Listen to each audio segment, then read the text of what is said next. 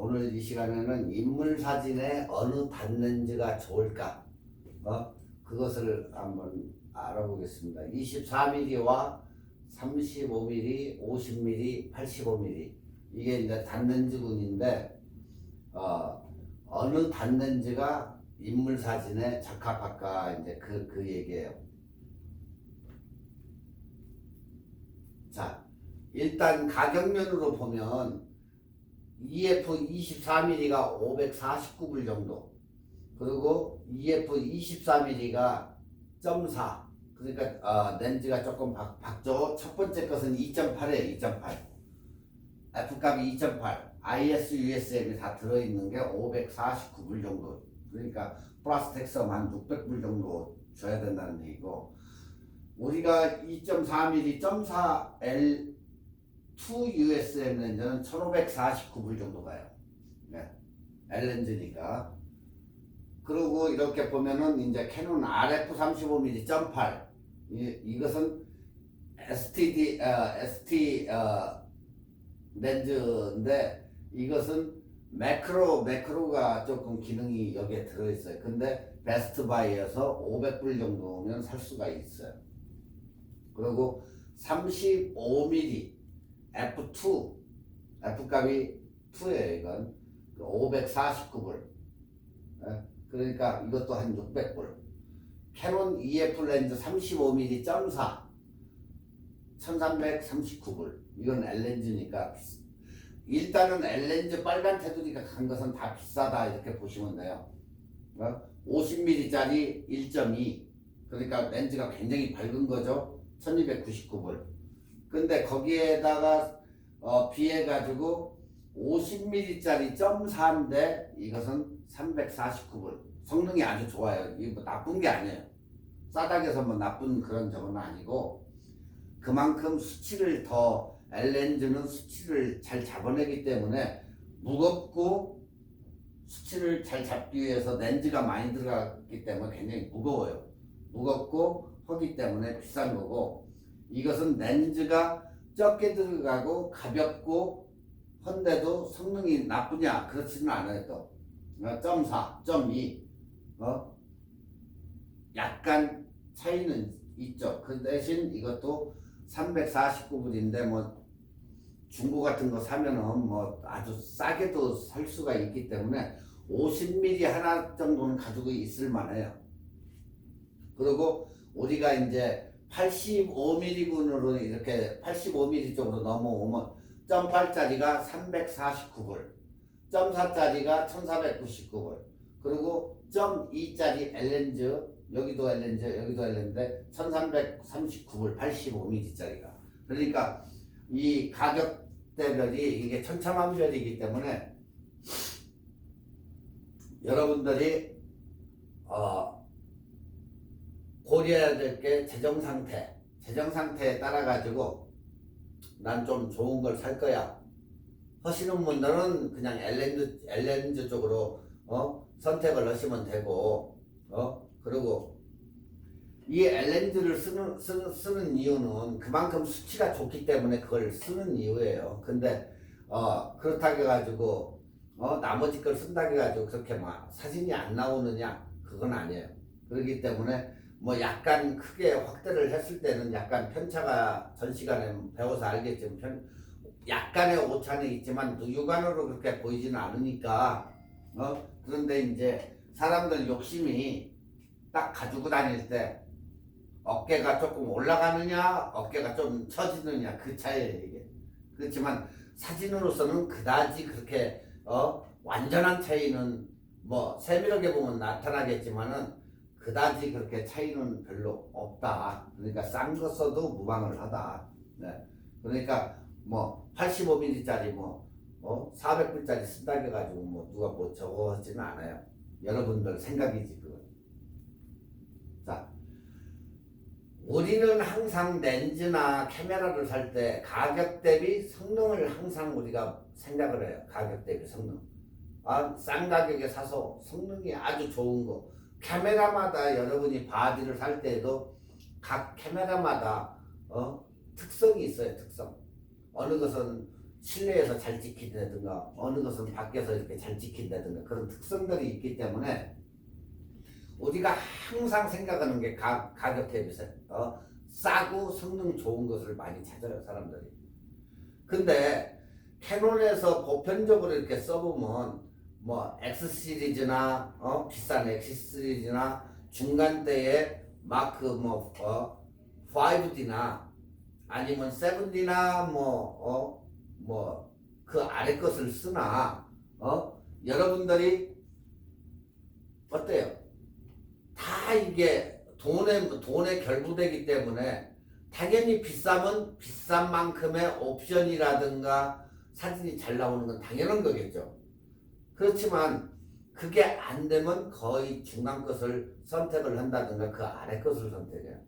근데 이왕에 조금 무리해서 살 때는 중간 거인 캐논 바디로 얘기하면 5D 한국 분들 뭐 한국에서는 뭐 OD 이렇게 얘기하던데 5D를 사든 5D를 사든 그냥 중간 거 5D 정도면 풀바디로 해서 5D 정도면 최고의 그런 성능을 발휘할 수가 있으니까 5D 정도가 제일 무난하고 또 영상도 굉장히 잘 찍혀요. 5D도.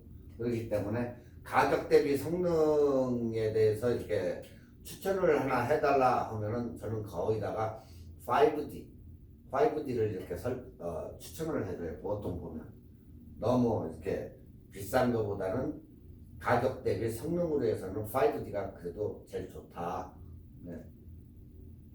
자, 전 시간에도 얘기했지만 우리가 광각과 표준과 준 망원기가 있는 85mm 네? 인물 사진으로서는 거의다가 여기에요. 자, 지금 저 사진에 보시다시피 광각과 표준과 준 망원 85mm로 찍었을 때와 이 차이가 사진에 이렇게 보면 차이가 많아요. 그러니까 여러분이 어떤 렌즈를 사용하느냐에 따라 가지고 이렇게 많이 달라진다. 네. 제일 카메라 렌즈 중에 모든 유저한테 사랑받는 렌즈가 이 세 가지 인물 찍기에는 최고 간편하고 찍을 수 있는 렌즈예요 이게. 그러니까 35mm를 선택을 하느냐 50mm를 선택하느냐 아니면 85mm 렌즈를 선택하느냐 여러분의 생각에 달리는 거예요. 자, 첫 번째로 35mm f2 F값이 2인 IS USML 네. 이게 8군 10매 렌즈로 구성되어 있고 비구면 렌즈가 한 매가 더해져서 색수차나 보정과 고화질을 실험을 한다. 이 35mm는 거의 다 고화질로 이렇게 나오죠 사진이. 자, 사진과 영상을 촬영 시 흔들림 없는 결과를 얻을 수 있더라. 이걸로 찍어보니까 저도 이 35mm를 굉장히 많이 써요. 근데 그렇다고 해서 뭐 비싼 걸 썼느냐 그거 아니에요. 똑같은 요거 사가지고 써요 저도. 근데 이걸 써보니까 영상을 찍어도 아무 이렇게 뭐 그다지 흔들림이 없는 그런 결과물과 사진도 짱하게 나올 수 있는 사진이기도 하고 풍경도 이걸로 찍고 모든 게 이렇게 잘 되어 있는데 여러분들이 지금 여기 보면 8군 10매로 해가지고 렌즈가 이렇게 들어가 있는데 제일 뒤쪽에 비구면 글라스 몰드 비구면 렌즈가 하나가 여기 한 매가 이렇게 들어가 있어요 여기도. 네. 그렇게 하고 USM 울트라소닉 모터가 탑재되어 있고 그래서 빠르게 오토포커스가 가능해요 얘도. 그래서 일상적으로 우리가 사진 찍을 때 다양한 이런 포커스나 순간에 이렇게 찍을 수 있는 것을 빨리 포착을 해주더라. 예. 그래서 이 IS를 이제 여기 관광렌즈에다가 IS를 추가한 기능인데 상대적으로 굉장히 이렇게 선입감을 가지고 있는 사람들도 있는데 35mm 아주 괜찮은 렌즈예요. 35mm. 그러니까 저거 하나면 인물도 찍을 수 있고 아니면은 또 풍경도 찍을 수 있고 단지 내가 움직여서 가까이 가서 다가가서 찍어야 된다 하는 그런 문제만 아니면 색숫자나 화질면에서 월등하게 35mm가 써보니까 좋더라 그런 걸 많이 느껴요. 두 번째로 표준 렌즈 50mm짜리인데 우리가 뭐 표준 단초점인데 이것도 f1.4 1.4 표준 단렌즈의 대표적인 렌즈예요. 이것도 그러니까 이것도 L렌즈는 아니에요. 노란색 보이죠? 이 노란색. 네, 노란색은 빨간색보다 비해가지고 가격이 L렌즈보다 상대적으로 굉장히 저렴한 거예요. 그러니까 플라스텍스 해봐야 뭐 한 400불 정도면 사지 않을까 이렇게 생각하는데, 자, 이 단초점 렌즈 50mm는 일단은 렌즈가 밝다. 굉장히 작아서 컴팩트하고 가볍고 그리고 엄청나게 뛰어난 화질을 얘도 자랑하고 또한 가격 대비 성능이 굉장히 좋다. 그래서 중고라도 하나 구입해가지고 50mm는 항상 가지고 있는 것도 좋다. 네. 그래서 표준 렌즈인 만큼 활용하기 따라서 작품 사진 활동하기에는 굉장히 좋은 또 렌즈다. 네. 그래서 많은 것을 이렇게 연출을 해가면서 찍을 수가 있다. 네.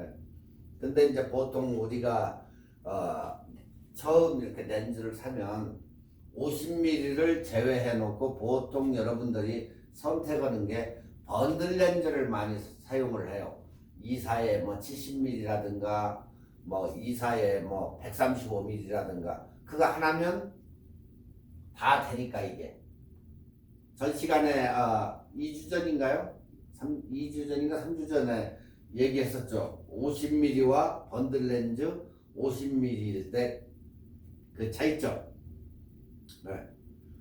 물방울이 생겨가지고 확대를 해봤을 때 선명도에 따라 가지고 뒷배경이 선명도에 따라 가지고 좀 달라진다는 거. 그 이외에는 거의 똑같다. 일반적으로 이렇게 볼 때는.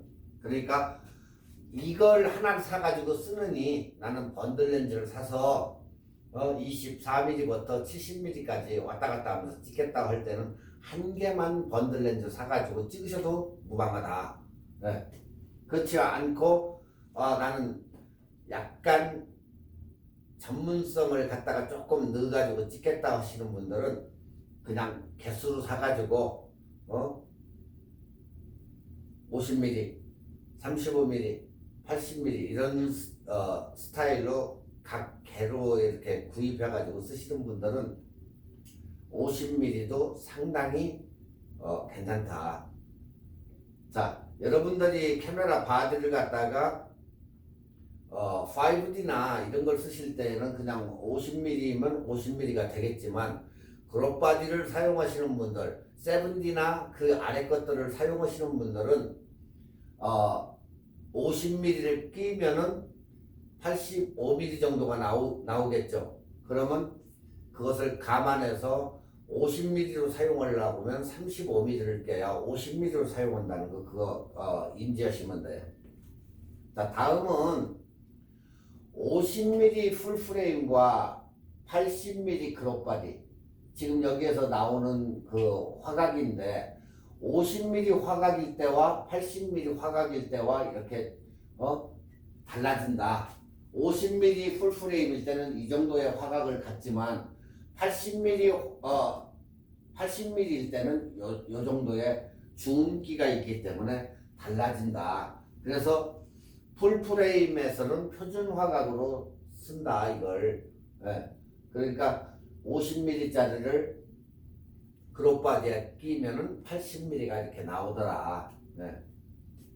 그러면 인물 사진용으로도 적합해진다. 자, 그래서 그룹바디에다가 APS-C 카메라에서는 그룹바디 카메라에서는 줌망원 화각으로 해서 활용이 가능하다. 네?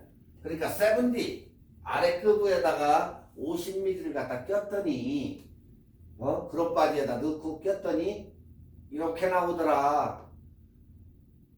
근데 5D에다 넣고 50mm로 찍으니까 이렇게 나오더라. 풀바디는. 자, 풀바디와 그룹바디의 차이점이 바로 여기서 나와요. 캐논은 얼마라겠죠? 곱하기 1.6. 그리고 나이콘은 1.5가 달라진다고 그랬죠? 자, 그룹바디에다가 50mm를 딱 넣고 찍었더니 이렇게 나왔어요. 줌이 돼버린 거죠. 근데 5D 풀바디 1:1 바디에다가 50mm를 넣고 찍었더니 이렇게 나오더라. 네, 줌이 없어져 버린 거죠. 그 차이가 있는 거예요. 이렇게 이해하시겠죠? 여러분들은 지금 계속해서 이것을 배웠기 때문에 잊어버릴 수가 없겠죠. 그룹이 이렇게 생긴다. 네. 자, 여기서는 1.4의 밝기 조직의 값과 만나면 인물 촬영에 굉장히 적합한 렌즈가 돼버리더라. 그룹바디에다가 50mm를 갖다가 딱 껴가지고 찍었더니 약 80mm의 렌즈가 80mm로 변한 거죠. 결국에 플러스 F값이 0.4이다 보니까 굉장히 조직의 값이 밝아지니까 이렇게 굉장히 깨끗한 사진이 나오더라. 50mm짜리가. 네, 그 얘기예요. 무슨 얘기인지 아시겠죠? 자, 부담 없는 인물 사진 렌즈로서는 85mm, F값이 1.8인 USM, 울트라소닉 모터가 탑재되어 있고 굉장히 부담 없는 가격도 괜찮고 해가지고 이렇게 사가지고 찍을 수 있는 렌즈가 85mm가 있더라. 그리고 그 다음에 이제 만두처럼 생겼다고 해서 이제 만두라고 부르고 또 애기 만두처럼 생겼다고 해서 이렇게 85mm를 그렇게 이제 얘기하고 또 일명 여친 렌즈다 여성들이 좋아하는 그런 화질을 자랑하는 렌즈에서 여친 렌즈인데 이렇게 우리가 부른다 이름을. 근데 여기서는 그런 말을 안 쓰죠 거의. 자, 특유의 이제 압축감이 있는데 지금 망원 렌즈가 주는 특유의 압축감으로 인해 더 뭐가 잘 된다? 압축감이 있으면 아웃포커싱이 잘 된다. 자, 지금 줌 렌즈로 해가지고 이렇게 해서 근경과 인물을 놓고 원경 이렇게 저 멀리 있는 거, 그 다음에 중간에 인물, 그 다음에 앞쪽에 있는 꽃 해가지고 이렇게 찍으니까 망원 렌즈가 어떻게 변했느냐? 딱 찍어놓고 보니까 인물은 그대로 살았어요. 앞에는 아웃포커싱이 싹, 원경도 아웃포커싱이 이렇게 싹 돼가지고 85mm는 특유의 이렇게 압축감을 보여주더라. 그러니까 어때요? 아웃포커싱이 굉장히 잘 된 거죠 지금. 네. 인물은 그대로 살아있고 원경과 근경이 뽀샤시하게 변해버린 거예요 지금. 네. 그러니까 특유의 압축감이 있더라. 자, 이렇게 해서 사진을 찍어보니까 똑같은 거 85mm 0.8로 해서 찍어봤더니 어때요? 이렇게 해서 찍어보니까 여러분들도 한번 찍어보세요. 인물이 더 부각이 되죠. 네. 지금 뒤쪽과 앞쪽 원경과 근경이 완전히 변해버렸잖아요. 뽀샤시하게. 그리고 인물을 갖다 딱 초점을 맞춰가지고 찍으니까 어떻게 됐다? 인물에 대한 굉장히 집중력을 준다는 거예요. 인물에 대한 거. 누가 봐도 눈에 탁 들어오잖아요. 이렇게. 그래서 얼마나 좋아하겠어요. 찍힌 사람들은. 아우 사진 너무 잘 찍어. 이런 게 나오는 게 85mm 렌즈의 특성이에요. 자, 기본 줌 렌즈가 여러분들이 쓰는 줌 렌즈가 지겨울 때, 색다른 또 사진을 찍고자 할 때, 그럴 때에는 35mm, 50mm, 80mm 그것을 한번 써봐라. 네.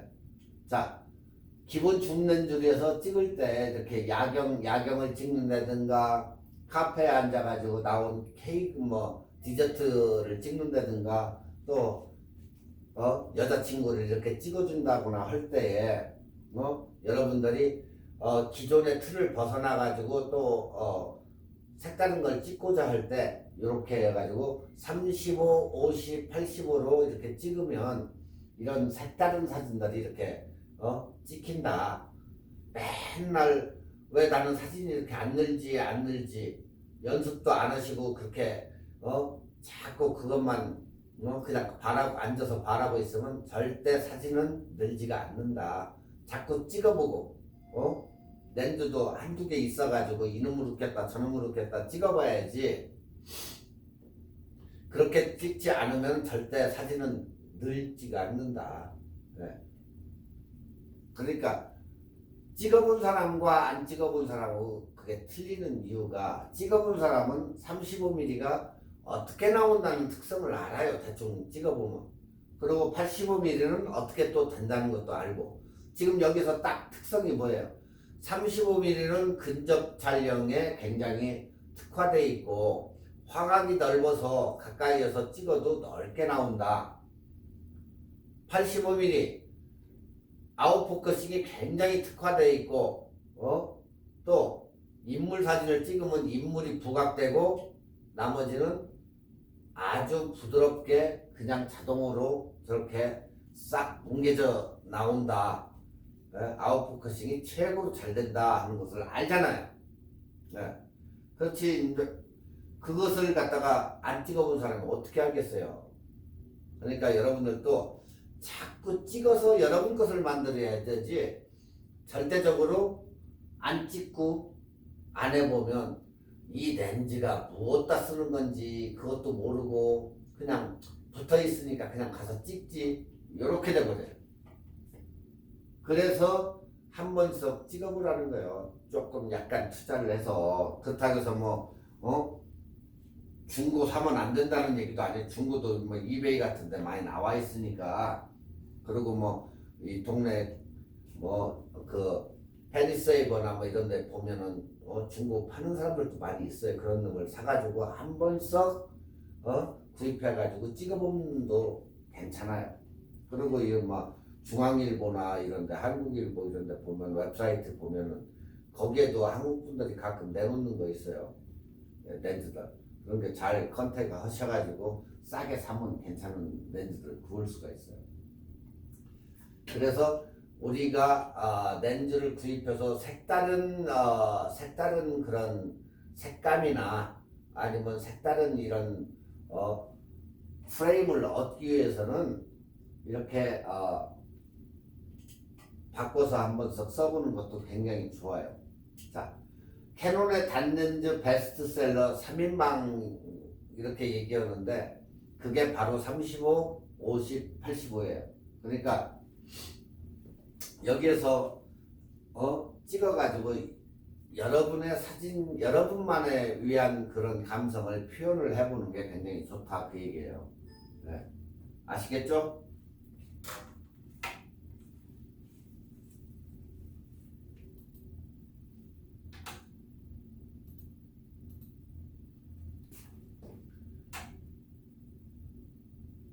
하도 사진만 얘기하니까 이제 슬슬 지겨울 때가 됐는데 오늘은 한 군데를 소개해 줄게요.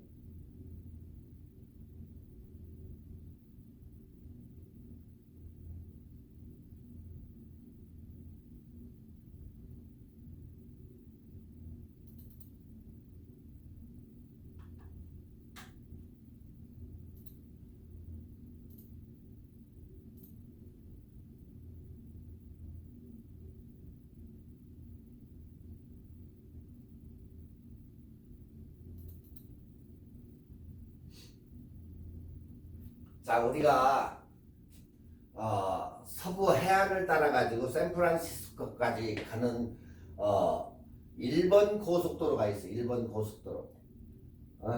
그러니까 해변가를 끼고 계속해서 올라갈 수 있는 그런 데가 일본인데, 일본을 샌디에고에서부터 출발을 하면 샌프란시스코까지 가는데, 이게 이쪽에서 아래쪽에서 우리 쪽에서 올라가는 쪽으로 이렇게 타고 올라가면 쿠리에 안쪽으로 가기 때문에 바깥에 내려다 보이지가 않아요.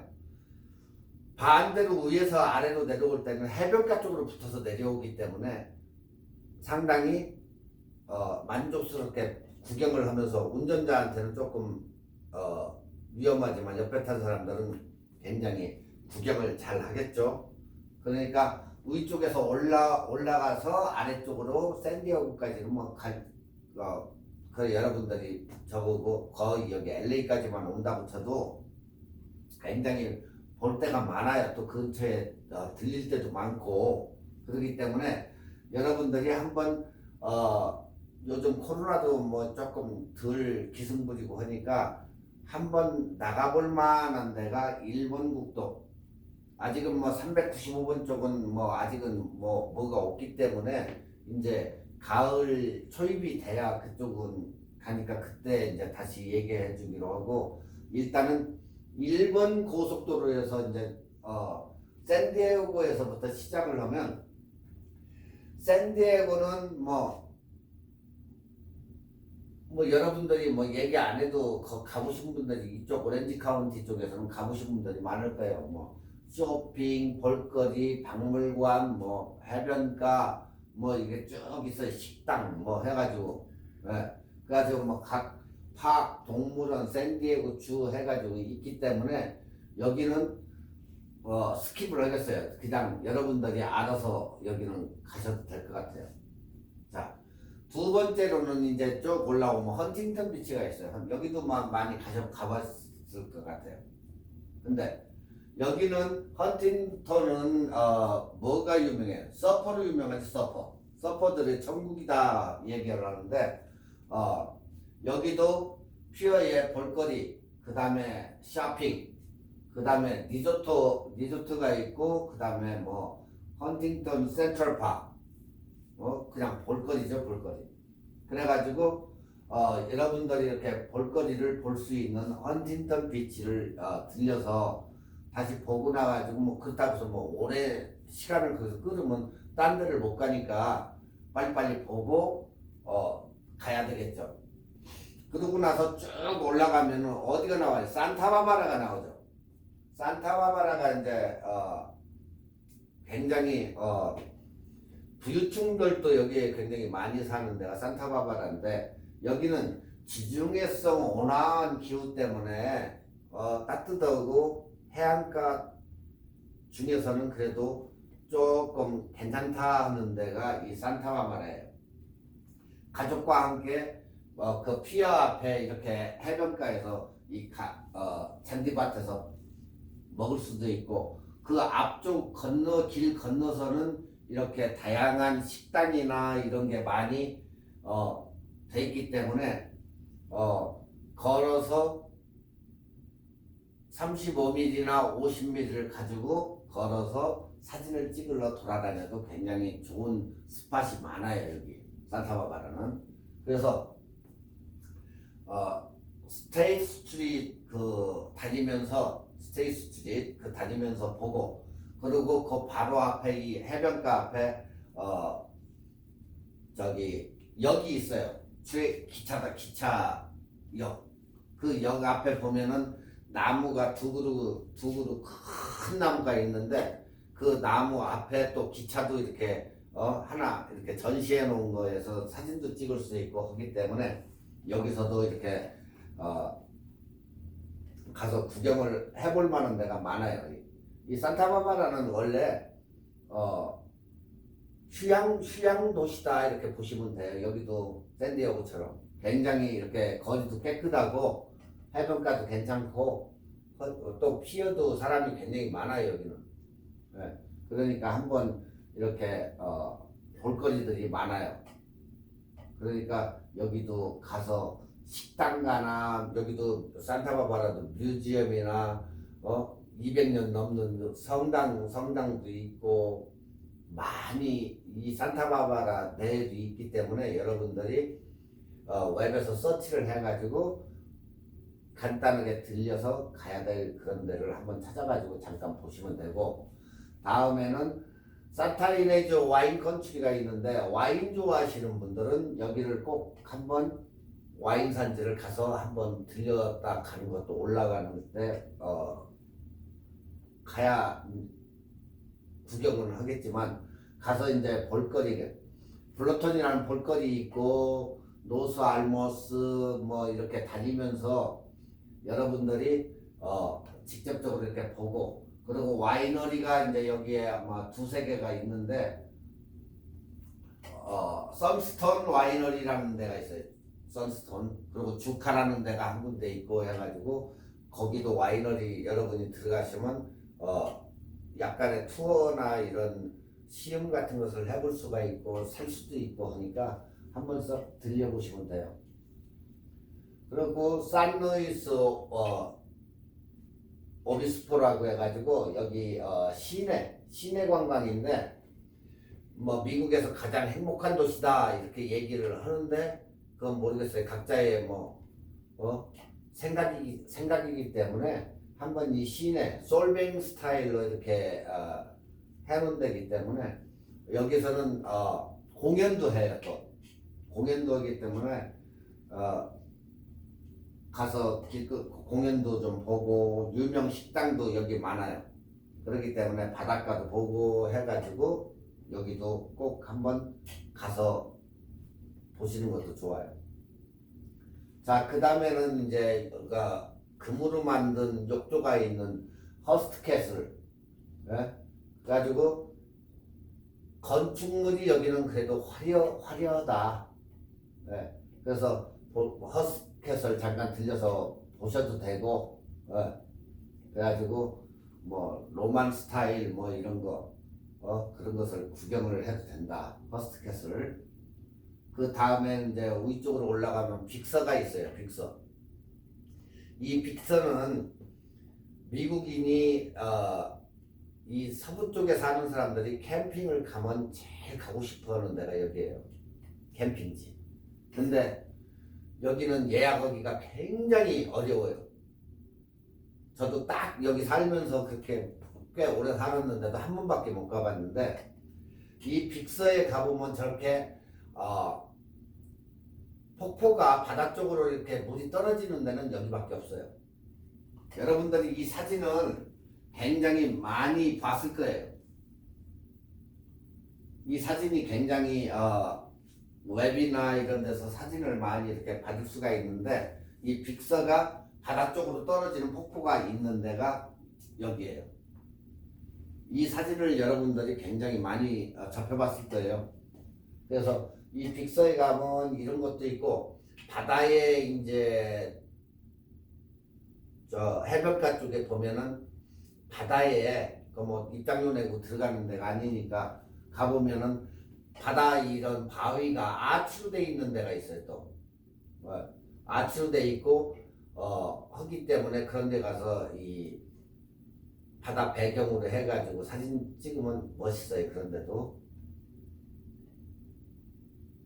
그 다음에 이제 몬트레이 가시면 여기에는 뭐 환상의 이제 16마일, 뭐 17마일 그게 있고 또 수족관이 있고 하기 때문에 거기 뭐 17마일을 돌으셔도 되고 아니면 돌고 나와가지고 조금 올라가서 여기 몬트레이 수족관 아쿠아리움 여기 애들하고 들어가가지고 볼만한 저거가 되니까 여기 가고 또 그 주변에 상권이 형성돼 있어가지고 뭐 PC 그 레스토랑이라든가 이런 게 굉장히 많아요 여기에. 그래서 여기에 가서 또 보시면 될 거예요. 여기는 볼거리가 굉장히 많아요 여기도. 그 다음에 이제 사나크루즈인데 여기도 약간 매력적인 해변이다 보니까 한번 가는 길에 이렇게 한번 들려보면 좋아요. 그러니까 토요일 날 일찍 출발해 가지고 한번 쭉 올라갔다가 하루 뭐 샌프란시스코 자고 뭐 그 다음날 내려와도 되고 하니까 한번 썩 이렇게 뭐 기차라든가 막 바닷가 뭐 해가지고 한 번 썩은 가서 이렇게 볼만한 데이기 때문에 산타크루즈도 한번 들려보시면 좋을 것 같아요. 자, 그 다음에 이제 샌프란시스코를 가면은 이제 우리가 이제 보는 게 여기는 전차, 그리고 지금 보시는 저 집들이 저기 앞에 팍인데 팍 앞에 이렇게 집들이 똑같은 집들이 쫙 있는데 이게 명물로 등장을 해가지고 요거 그 다음에 꽃길 있죠. 지그재그로 내려가는 꽃길. 네. 그리고 피어에 가보면 그 물개들이 있는 그 피어 거기다가 그런 수순으로 해서 돌기 때문에 여러분들이 여기도 웹사이트 참고하셔가지고 한번 가볼 만한 데예요. 그리고 이제 금문교 건너서 산 위로 올라가서 거기에서 이제 뷰포인트가 있는데 거기에서 한번 보시고 한번 가보시는 게 좋아요. 골든게이트 보시는 것도. 그래가지고 넘어올 때는 일단 돈을 내야 되는데 요즘 돈을 안 받는 것 같아요. 그리고 그냥 넘어와가지고 집에 오셔서 웹사이트에 금문교 그 웹사이트에 들어가셔가지고 그 통행세, 다리 통행세를 내시면 거기에 웹사이트에서 받으니까 웹사이트에다 그냥 내시면 돼요. 자, 지금 이렇게 보면은 우리가 이 아래쪽이 저쪽 사진이 샌디에고에서부터 샌프란시스코까지 7시간 55분이 나와요. 가는 거리만. 7시간 55분인데 가다 보면 이제 들려야 될 거 아니야. 들려서 5번을 타고 올라갔다가 반대로 내려와도 되고 아니면은 그냥 이쪽으로 해서 1번을 타고 올라가서 샌프란시스코까지는 11시간 거리예요. 그러니까 거의 하루를 소비한다고 생각을 하고 그러고 구경을 하면서 쭉 올라가시면 될 거예요. 거의 600마일이니까 마일 수는 그러니까 한 번씩 이렇게 구경하시면 좋을 것 같아요. 일본 도로가 굉장히 멋있어요. 또 다니면 그 다리 있는 데 가서 또 가다가 보면 그 다리 건너면서 사진도 찍고 하다 보면 좋은 데가 많아요. 그러니까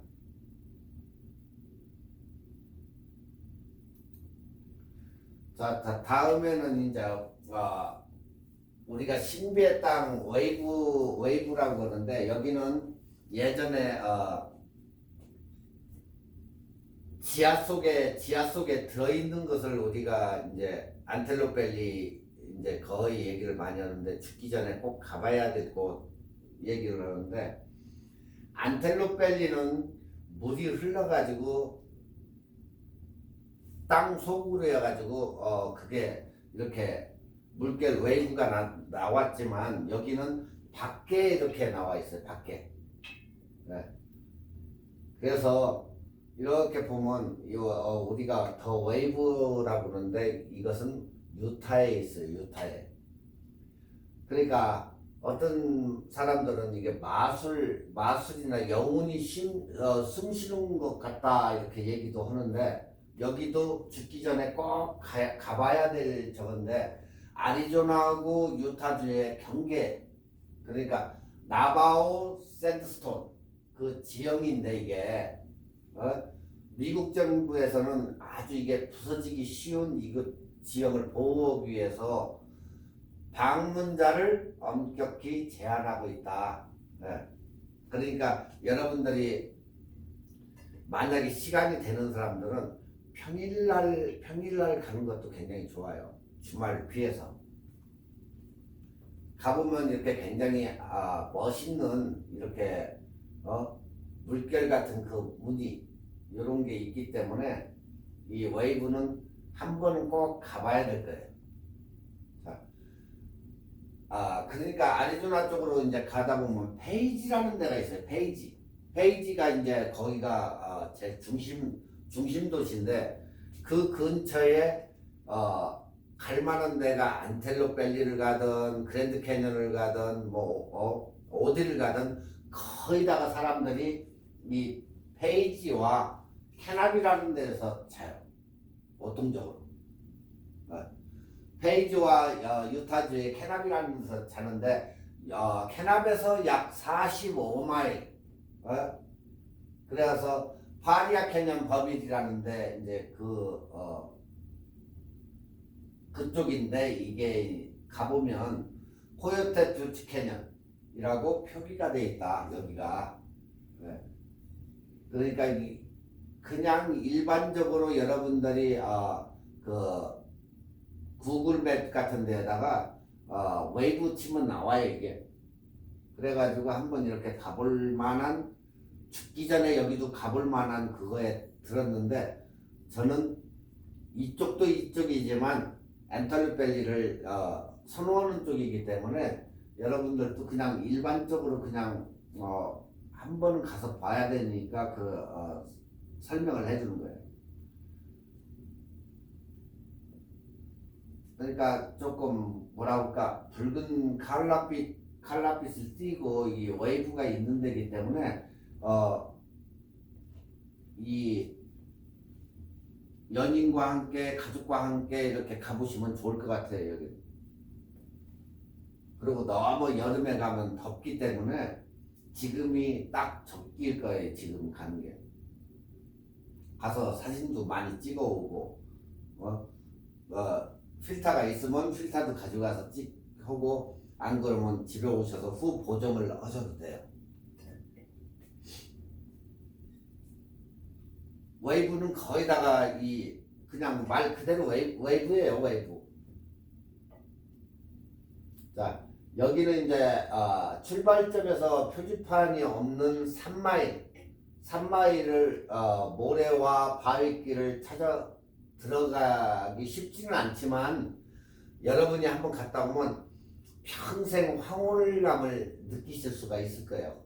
지금 이제 뭐 입구로에서 들어가는 저건데, 이렇게 가서 보면 이러한 사진을 여러분들이 작품이 될 만한 사진을 찍을 수 있을 거예요.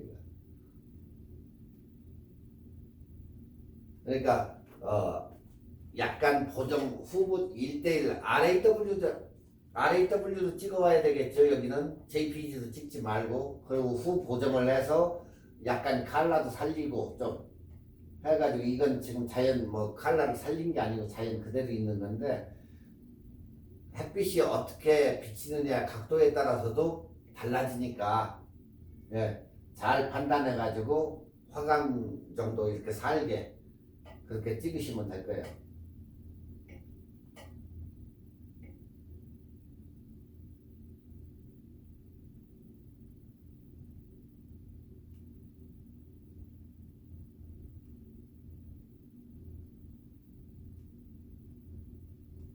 그러니까 여기 이런 곳은, 웨이브 같은 데는 여러분들이 한번 가야 되겠다 그렇게 생각이 들면 바로 가셔야지, 나중이라는 건 없어요, 이게. 그렇기 때문에 한번 이렇게 생각이 됐으면 바로 출발을 해서 그냥 바로 가서 구경하시는 게 좋을 것 같아요.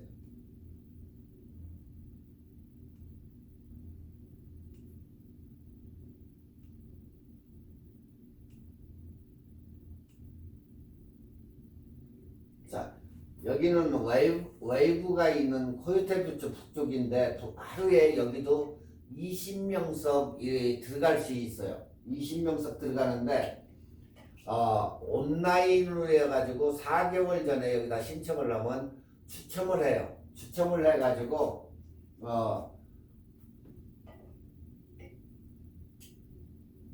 10명은 하루 전에 캐나다에 있는 렌저스 스테이션에서 10명은 여기서 렌저 스테이션 안에 오피스에서 이렇게 추첨을 해요. 네. 그리고 나머지는 이제 웹사이트에서 추첨을 하고 해가지고 이렇게 들어가요. 그래서 여기가 성수기가 4월에서 11월까지인데 하루에 아침에 100명 정도가 여기 들어가고 싶어가지고 이렇게 몰려요. 그러니까 재수 좋아가지고 그 10명에 뽑힐 수가 있어요. 렌저 스테이션에서 10명 거기에 추첨을 해가지고 뽑혀가지고 들어갈 수가 있기 때문에 가가지고 응모를 한번 해보시는 것도 괜찮아요. 안 그러면 북쪽에 있는 그쪽에는 못 들어가요. 코요테 쪽은. 그렇기 때문에 여러분들도 여기에다가 신청을 해가지고 웹사이트에서 4개월 전에 신청을 한다든가 아니면 렌저 스테이션에 가가지고 기다려가지고 거기서 저거 하면 들어갈 수가 있어요. 바로.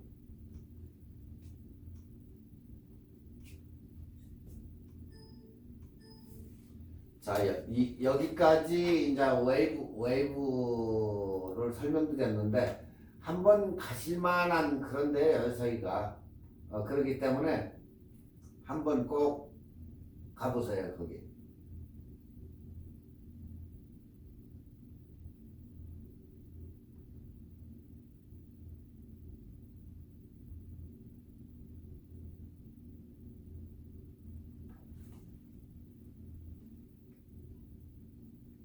자, 오늘 이 시간에는 한 사람의 이제 작품 사진을 좀 보여주려고 하는데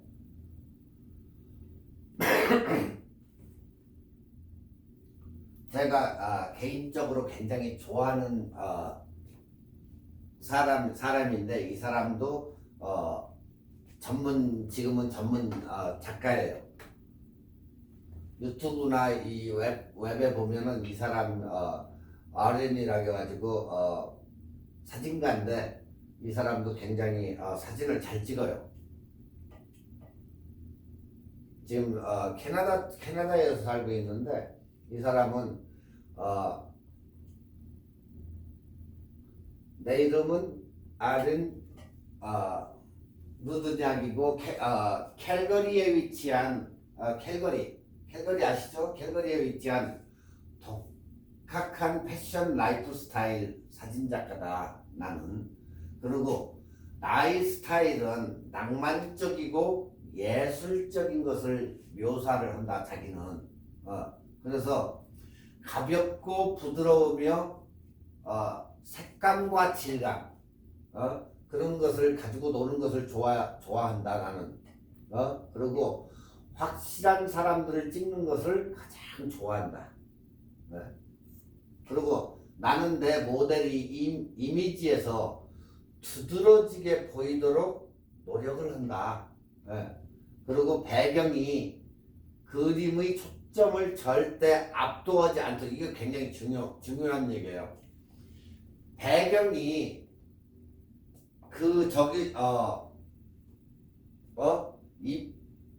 찍히고자 하는 사람보다 압도를 한다고 치면은 어때요? 배경을 쳐다보지 그 이미지를 안 쳐다본다는 얘기예요. 이 사람은 그걸 너무 잘 알고 있는 거야. 네. 그리고 내 모델이 이미지에서 두드러지게. 네? 그러니까 여러분이 찍고자 하는 피사체, 즉 와이프면 와이프, 가족이면 애면 애. 그 사람이 두드러지게 나타나게 이렇게 사진을 찍어줘야 되는데, 예? 초점을 갖다가 엉뚱한 데다 맞춰가지고 흐릿한 그런 사진은 잘못된 사진이죠. 그러니까 이 사람이 하는 얘기가 질감이나 색감이나 이런 것을 다 고려해가지고 내 모델, 즉 찍히고자 하는 사람, 의뢰인이 됐든 모델이 됐든 이런 사람들을 돋보이게 만든다는 거예요. 돋보이게 그 사람을. 네. 그리고 배경이 너무 두드러지게 이렇게 그 사람보다 두드러지게 나타나지 않게 해야 된다는 얘기예요. 이게 굉장히 중요한 얘기예요, 이게. 그래서 이 사람은 처음에 전문 사진작업은 안 했었어요, 이 사람도. 그러다가 어렸을 때 사진 카메라를 사가지고 찍다 보니까 지금 굉장히 전시회도 많이 하고 이런 전문 사진가가 됐는데 이 사람은 자기의 의뢰하는 사람을 위해서 그 사람을 돋보이게 사진을 찍어주는 그런 작가예요. 자, 지금 이렇게 보시면 사람이 자기가 찍히는 모델이 됐던 또 의뢰를 해서 찍던 사람을 엄청 돋보이게 찍어줘요, 이 사람은. 가만히 이 사람 사진을 이렇게 보면 그게 느껴져요. 여러분들 가만히 이렇게 보면 인물들이 굉장히 돋보이게 이 사람도 이게 85mm로 찍은 건데 굉장히 돋보여요. 자, 여기서도 지금 뭘로 찍었어요? RAW로 찍었죠, 사진을. RAW 찍어가지고 에디트해가지고 비포 애프터예요. 네. 여기서도 지금 이렇게 해가지고 사진을 이 사람들 찍어가지고 이렇게 하는데 이제 이 사람한테 뭐 결혼식이나 뭐 이런 것을 의뢰를 할 거 아니에요. 그러면 비치고 바닷가고 가가지고 이렇게 사진을 찍어줘요, 이 사람이. 네. 그래가지고 이런 식으로 해서 사진을 찍는 거예요. 구도를 여러분이 구도야 뭐 딱 적었는데 구도를 봐도 딱 알 수가 있잖아요. 쉽게. 네.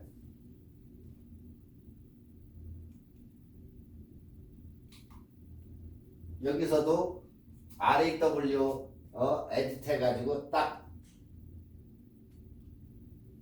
자, 여기에서 여러분이 느껴야 될 건 예전에도 공부를 했겠지만 카메라에 있는 옵션에 가서 보면은 RAW라는 게 있어요. RAW. 그리고 찍어서 그림을 위해서 바로 JPG로 하면은 사진을 갖다가 디지털로 변환시켜 가지고 그냥 그림으로 해버리면 나중에 여러분들이 그걸 갖다가 픽스를 할 때에는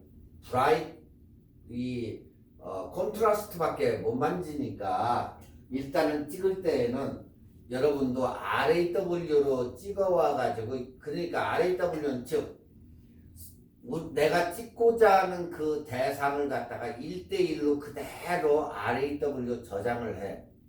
그럼 어떤 것은 보면 사진 한 장에 35메가가 되는 경우도 있어요. 네. 보통 우리가 사진 한 장 찍으면 뭐 4메가, 5메가 거기서 왔다 갔다 하죠. 7메가 근데 이 RAW는 웬만한 가지고 몇 장 찍어 제끼면 어떻게 돼요? 사진이 메모리가 풀이 돼 버리겠죠. 그 차이가 있기 때문에 사람들이 보통 JPG 라지로 찍는데 RAW로 찍어가지고 후 보정을 집에 가서 하면은 여러분들이 JPG로 찍었을 때와 RAW로 찍었을 때와 엄청난 차이를 느껴요. 사진으로서는 상상도 못할 그런 짜릿한 맛을 느낄 때가 그때예요. 그러니까 여러분들이 항상 보면 JPG로 찍는데 JPG로 찍지 말고 내가 그래도 하나의 작품 사진을 건진다 했을 때는 RAW에서 집에 가서 캐논에서 뭐 프로그램을 들어가든 다른 프로그램을 들어가서 후 보정을 거쳐가지고 찍었을 때는 이렇게 달라진다. 원본 사진과 이렇게 후 보정한 사진과 엄청난 차이를 느낀다는 거예요. 그렇기 때문에 여러분들이 항상 RAW로 좋은 작품 사진이나 이런 사진은 중요한 사진은 RAW 같이 JPG하고 같이 찍어도 되니까 그렇게 해서 RAW로 꼭 찍어가지고 집에 가서 후보 좀 하시면 돼요. 이렇게 봐도 여러분들이 직접적으로 봐도 사진 진짜 의뢰할 만하네 그런 것을 많이 느낄 거예요. 사진을 이 사람은 제대로 나타내줘요.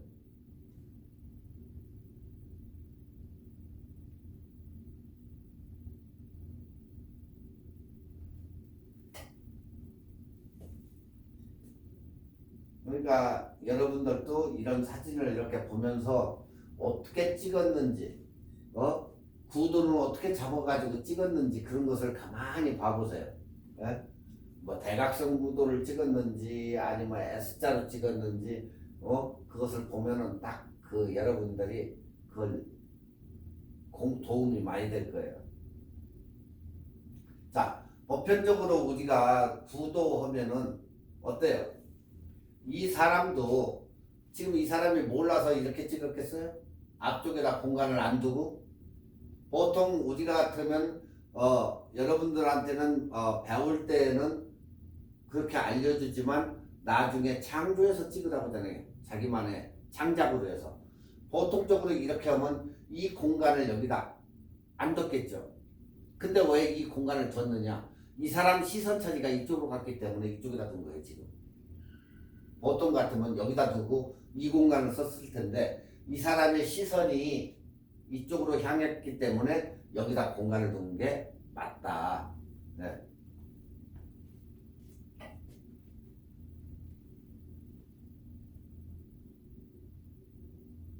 사진 잘 찍죠? 이거 완전한 이런 것은 작품이죠, 작품. 네. 그리고 모델이 또 일도 잘해줘야 돼요. 이렇게 그 바람이며 이런 것을 느낀다든가 그런 연출을 해줘야만이 이러한 사진이 나오지. 그냥 가만히 앉아가지고 모델이 그러고 있다면 이런 사진이 나오질 않아요. 지금 여기 같은 경우도 지금 이제 RAW로 찍어서 에디터 해가지고 이렇게 나온 사진이에요. 이게 다 거의 다 RAW로 찍어가지고 나온 사진이에요. 자, 이런 사진만 해도 굉장히 이국적인 그런 저건데 중간에다가 딱 해가지고 어때요?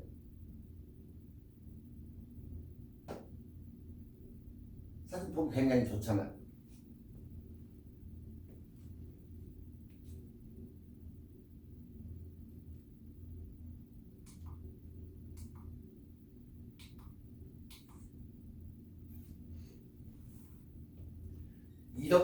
이렇게 찍히고자 하는 사람을 갖다가 표현을 해내 준다고 하면 누가 이 사람한테 의뢰를 하겠어요? 이 사람은 그걸 굉장히 생각을 해가지고 의뢰인을 더욱 돋보이게 이렇게 찍어줘요. 사진을. 그게 사진 찍는 사람의 하나의 사명이에요. 사명. 그것도 하나예요.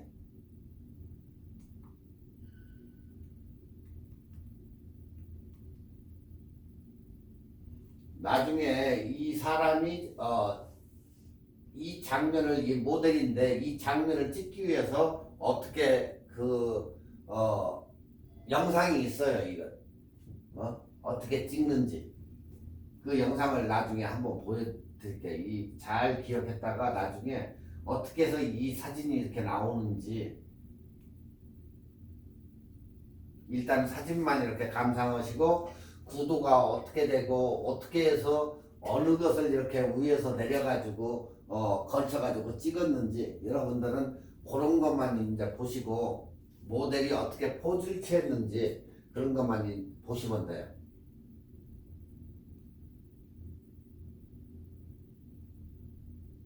일반 개인이 찍었다고는 볼 수가 없는 사진이니까 저 사람이 뭐 지금은 작가죠, 작가 이제.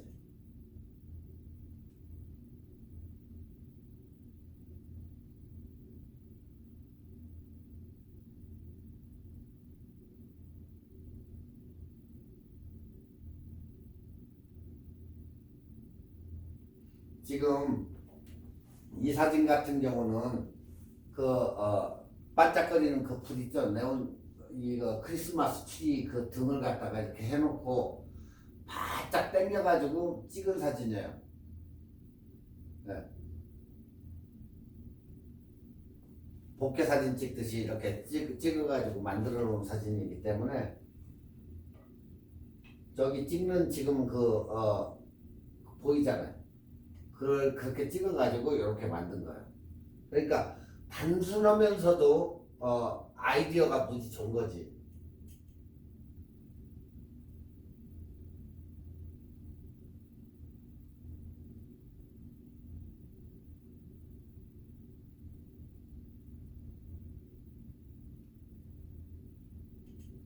자, 여기 같은 경우는 지금 라이팅을 주기 위해서 이것을 뉘어가지고 이렇게 하고 거울 쪽으로 사진을 찍은 거예요. 지금 이런 식으로 해가지고 여기서 찍어가지고 저렇게 나타나는 거울에 비친 모습을.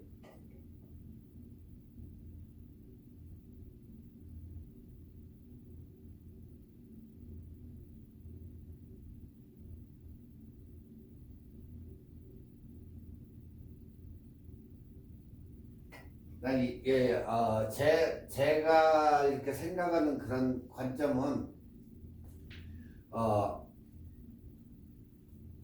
이 사람 사이트에 이제 자주 왔다 갔다 하면서 뭐 사진을 보지만은 사진을 웬만한 사람보다 뭐 작가들 중에서보다도 굉장히 잘 찍어요, 이분이.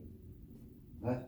굉장히 잘 찍고 확실히 찍히는 모델 피사체를 갖다 돋보이게 만들어주는 건 사실이에요. 그러니까 딱 쳐다보면 시선이 모델한테 바로 가버려요. 이런 사진은.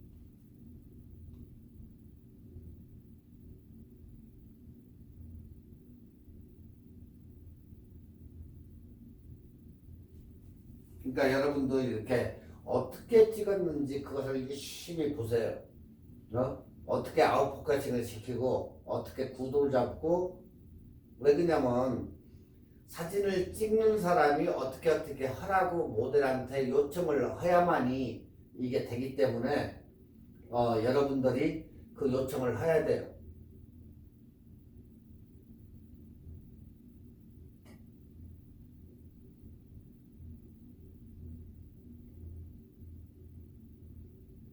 지금 이 사진을 보더라도 이 사진을 이렇게 보세요. 이 사람이 뭐 가지고 찍었는가. F값이 1.2짜리예요. 그리고 ISO는 800을 줬어. 그리고 320분의 1초를 줬고 캐논 5D 마크 3로 찍은 거예요. 그리고 렌즈는 85mm F1.2.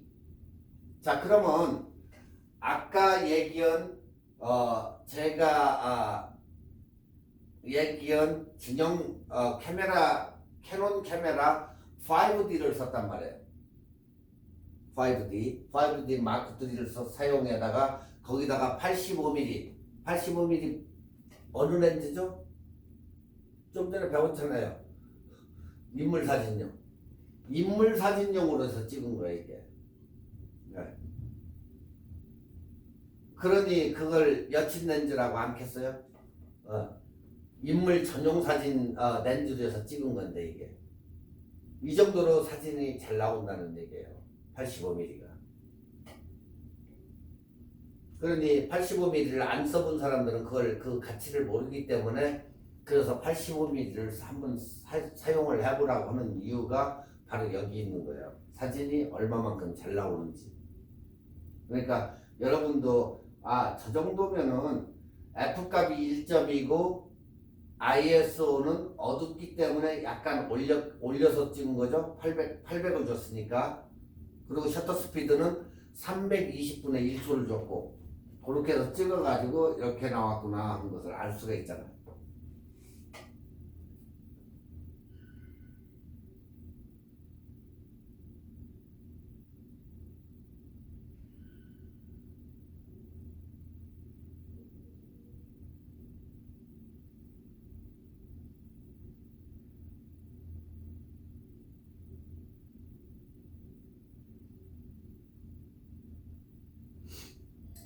사진을 아주 잘 찍는 사람이에요.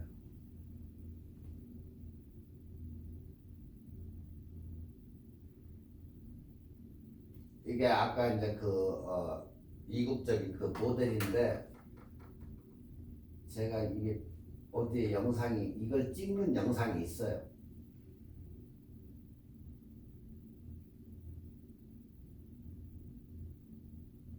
자, 여러분들이 지금 보시다시피 이 사람이 RAW 찍어서 뭐로 작업해요? 포토샵으로 작업하죠. 포토샵.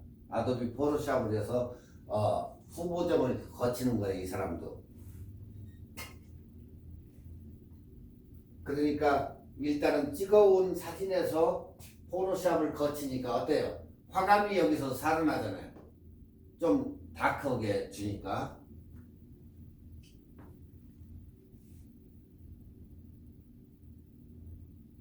어때요? 이 사진을 여러분들이 지금 봤는데 어때요? 사진 잘 찍죠? 이러기 때문에 자주 여러분들이 찍어보고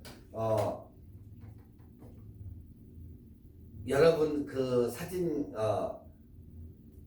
사진이 여러분 것이 되게 만들어야 되는 거예요. 그러니까 자주 찍어봐야지. 이게 안 찍어보면 어떻게 되는지, 어떻게 조리개가 열리는지 이게 감으로 안 와요. 근데 자꾸 찍어보다 보면 이 감이 여러분들 이 손끝에까지 느껴질 그런 저희가 와요. 그리고 뭐 사진이 안 는다? 찍어봐야 느는지 안 느는지도 알지. 그러니까 여러분도 이렇게 잘 찍을 수가 있기 때문에 한번 해봐라 하는 거고, 이 시간을 빌어가지고 여러분들도 한 번씩 이렇게 찍어보시길 바래요. 집에서도 결혼하신 분들은 와이프 앉혀놓고도 찍어보고, 애들 있잖아요. 애들 공원 같은 데 가서 잘 그냥 바로 찍지 말라고 했죠. 분명히 가서 어떻게 찍을 것인가 이렇게 보면서 구상을 한 다음에 찍어야지. 여러분 창작의 도움을 받으세요. 머릿속에 있는 어떻게 찍을 것인가 그걸 도움을 받으면서 한 번씩 이렇게 생각해 봐가지고 어느 쪽 어떻게 찍을 것인가 해가지고 찍으시면 돼요. 아시겠죠? 오늘 여기까지 하겠습니다.